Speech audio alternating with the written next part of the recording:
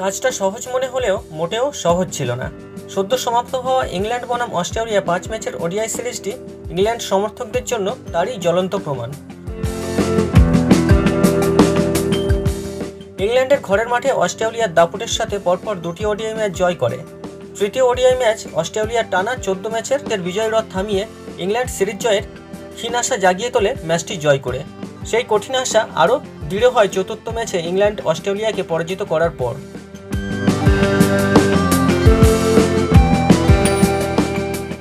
সময় এলো ফাইনালের। ইংল্যান্ডের জন্য দীর্ঘ 6 বছরের অপেক্ষার অবসানের পালা।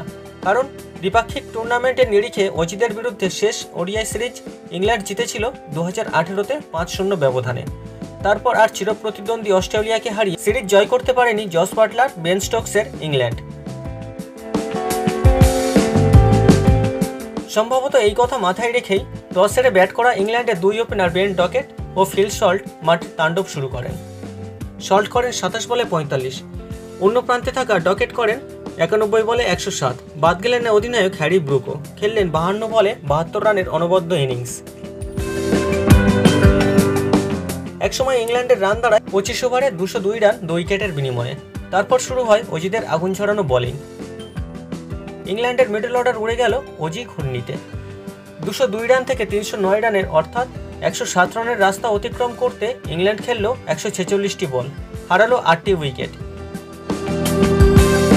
এদিন বল হাতে জাদু দেখালেন অস্ট্রেলিয়ার বিধ্বংসী ওপেনার ট্রাভিস হেড। 6.2 ওভার বল করে 28 রান দিয়ে তুলে নেন 4টি উইকেট। জাম্পা, ম্যাক্সওয়েল ও হার্ডি নেন 2টি করে উইকেট।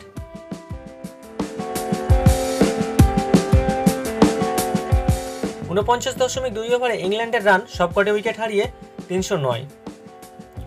310 রানের টার্গেট নিয়ে বৃষ্টির কথা মাথায় রেখেই অস্ট্রেলিয়া ব্যাট করতে নেমে শুরু থেকেই চালিয়ে খেলে। মাত্র 20.4 ওভারে দলীয় রান 165। তারপর আসে বৃষ্টি, আর বৃষ্টির জন্য খেলা শুরু সম্ভব হয়নি। অস্ট্রেলিয়ান ওপেনার মিচেল মার্শ এদিন সর্বোচ্চ 30 বলে 58 রান করেন। হেড করেন 26 বলে 31। স্টিভ স্মিথ অপরাজিত থেকে যান 48 বলে 36 রানে। 20 বলে 28 রান করে অপরাজিত থেকে যান জস ইংলিশ।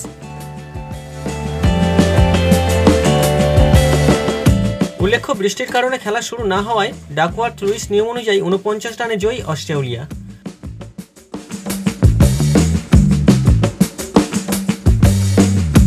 তাই এবারের মতো অস্ট্রেলিয়ার বিরুদ্ধে ইংল্যান্ডের সিরিজ জয়ের আশা অধরাই থেকে গেল।